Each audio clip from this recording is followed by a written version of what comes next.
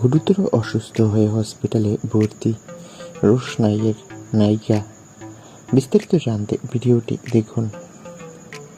রিনা গাঙ্গুলির লেখা ধারাবাহিক রোশনাই, যা বর্তমানে সম্প্রচারিত হচ্ছে স্টার জলসার পর্দায়।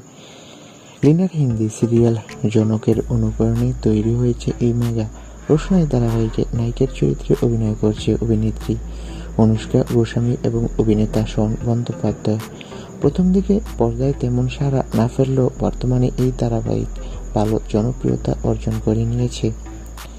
টিআরপির 1 থেকে 10-এর মধ্যে উঠে এসেছে এই মেগা।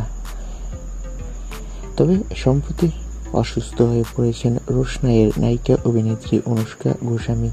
অভিনেত্রীর ভীষণ জ্বর এসেছে, এই জন্য অভিনেত্রী 2 দিন ধরে শুটিংয়ে যেতে পারে না।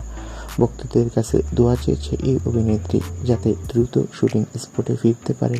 তো বন্ধুরা, তোমরা সবাই রোশনাইয়ের নায়িকা অনুষ্কা গোস্বামীর জন্য প্রার্থনা করো, সে যাতে দ্রুত সুস্থ হয়ে যায়।